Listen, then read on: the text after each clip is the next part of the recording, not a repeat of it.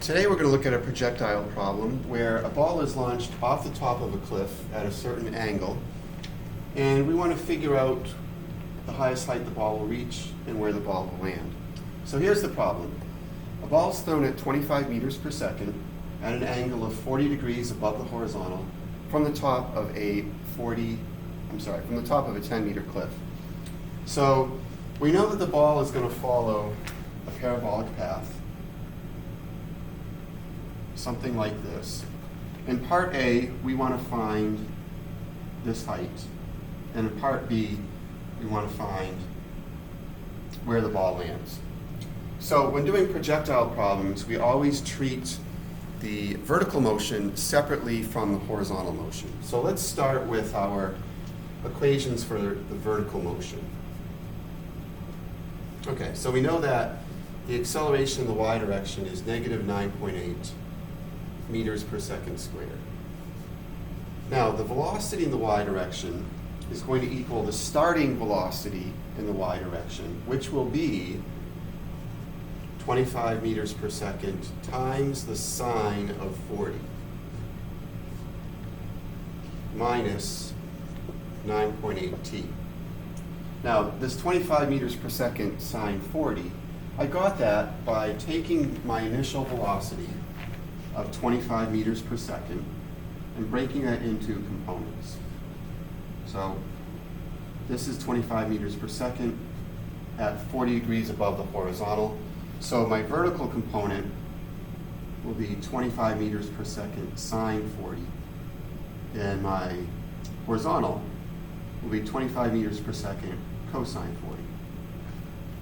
40. Okay?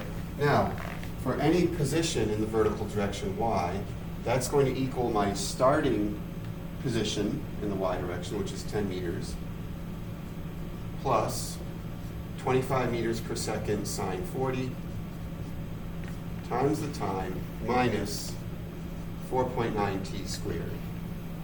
So these are the equations I'm going to use when looking at motion in the vertical direction. Now, for the horizontal direction,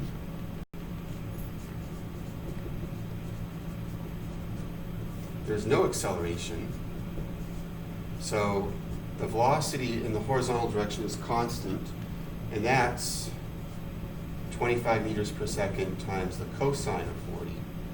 And my horizontal position will be 25 meters per second cosine 40 times the time.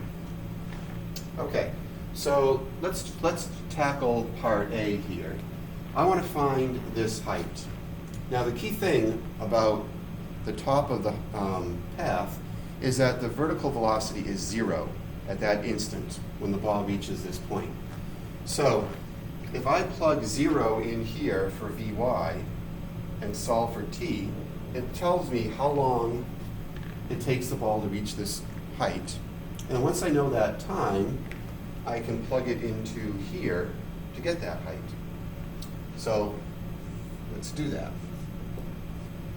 All right, so at the top of the path, Vy is 0, and that's going to equal 25 sine 40 minus 9.8 t.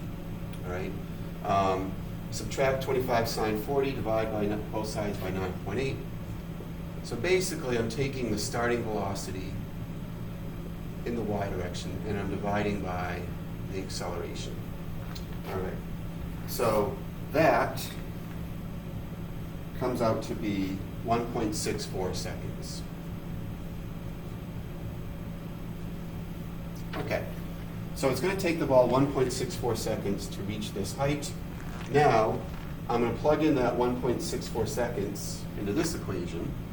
So y equals 10 plus 25 sine 40 times 1.64 minus 4.9 times 1.64 squared.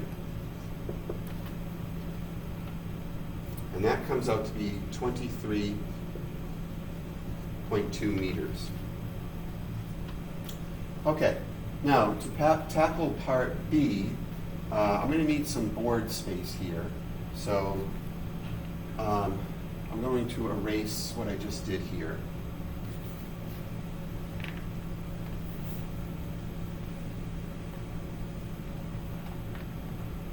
Now for part B, I want to figure out where the ball is going to land. Now the key thing with this point is that y equals 0. The vertical position is 0. So I'm going to plug 0 into here. Now solving this quadratic is going to involve the quadratic formula. All right, so I'm going to plug in 0 for y. So 0 equals 10 plus 25 sine 40 t minus 4.9 t squared. Okay, now to make this a little simpler, I'm going to replace 25 sine 40 with 16.1 meters per second. 25 times the sine of 40 is 16.1.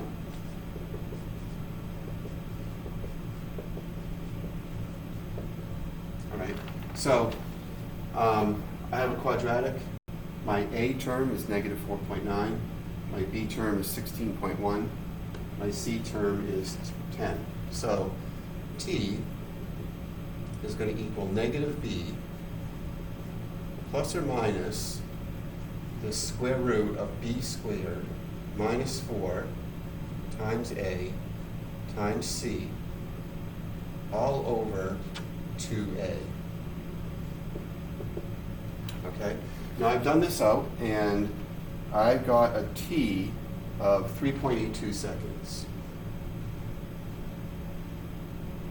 So it takes the ball 3.82 seconds to travel from here all the way to this point. All right, now to figure out this horizontal displacement, I'm going to do this. Okay, so the horizontal position will equal 25 cosine 40 times 3.82 seconds. And I've done this out, and this comes out to be 73.2 meters.